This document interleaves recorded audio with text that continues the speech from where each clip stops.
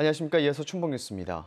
충북의 인구가 올 들어 3개월 연속 감소세를 보였습니다. 충청목도에 따르면 지난해 12월 도내 인구는 159만 9,252명에서 지난 1월 159만 9,155명, 그리고 지난달에는 159만 8,775명으로 석 달째 줄었습니다. 도내 11개 시군 가운데 청주시와 충주시, 진천군만 인구가 증가했고 나머지 시군은 감소했습니다. 특히 괴산군의 경우 3개월 동안 893명이나 감소했습니다. 충청북도는 출생아 수 감소와 인구 유출 때문으로 당분간 160만 명 돌파는 어려울 것으로 전망했습니다. 얼마 전 대한민국 임시정부 수립 100주년을 맞았는데요. 임시정부가 들어서기 전 중국에서는 동제사라는 단체가 독립운동을 주도하면서 사실상 임시정부의 모태가 됐습니다. 하지만 충북 출신 독립지사들도 대거 포함된 동제사의 활약은 아직 제대로 조명받지 못하고 있습니다.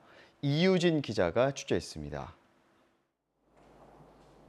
1912년 7월 4일 중국 상해에서 독립지사들과 유학생들이 모여 최초의 한국인 독립운동단체를 결성합니다. 동제사, 모두 한마음 한뜻으로 같은 배를 타고 피안에 도달하자는 뜻을 담았습니다. 중국에서 비밀리에 펼쳐진 독립운동의 구심점 역할을 한 사실상 임시정부의 모체였습니다. 동제사가 사실상 임시정부가 상하이로 올 수 있게 했고 또 상하이식이 임시정부의 산파역을 했다고 말씀드릴 수 있습니다.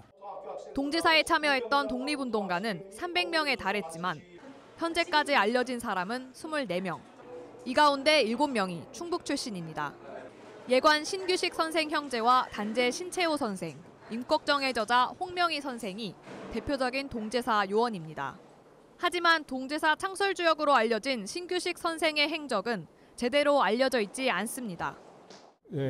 비밀리에 이 항쟁을 하셨기 때문에 그 기록들이 많이 남아 있지 않기 때문에 그분의 그 업적에 비해서 아직 제대로 평가를 못 받고 있는 것이 현실입니다. 활동 당시 사촌에게 보냈던 안부 편지 50통이 유일하게 남은 기록입니다. 예관적이라고 해서 필적을 따로 모여 놓으셨군요. 이게 예관적이구나 하는 걸 얘기도 이제 듣고. 이광, 조동호, 정원택 선생도 동제사에서의 활약으로 건국 훈장까지 받았지만 아직까지도 제대로 된 평가를 받지 못하고 있습니다. 후손이 없거나 해외로 뿔뿔이 흩어져 연락조차 쉽게 닿지 않기 때문입니다. 임시정부 요인들 가운데에서 이제 충북 출신의 인물들에 대해서 학계에서는 약간씩은 알려져 있지만 이 지역에서는 제대로 알려져 있지 않습니다.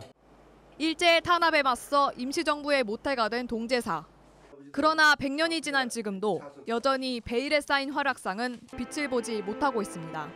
KBS 뉴스 이유진입니다. 충청북도 지속가능발전협의회는 제11차 기후주간을 맞아 오는 25일까지 지구를 살리는 일주일간의 시민행동이라는 주제로 다양한 저탄소 생활운동을 하기로 했습니다. 이에 따라 온라인과 거리 홍보 활동을 통해 음식물 남기지 않기와 일회용품 사용하지 않기, 그리고 에코백 가지고 다니기와 대중교통 이용하기 등 생활 속에서 실천할 수 있는 저탄소 생활에 도민들의 적극적인 참여를 확산시키기로 했습니다. 특히 환경부가 지구의 날로 지정한 내일 청주 성안길 등 도내 곳곳에서 저탄소 녹색 생활 캠페인도 열기로 했습니다.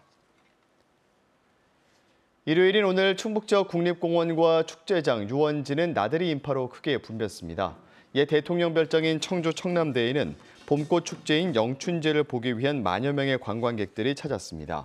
또 속리산 국립공원에도 3천여 명의 탐방객이 찾아 둘레길인 세조길을 거닐며 봄 정취를 만끽했습니다. 이 밖에 월악산 국립공원에는 3천여 명의 탐방객이 찾았습니다. 충북뉴스를 마칩니다. 고맙습니다.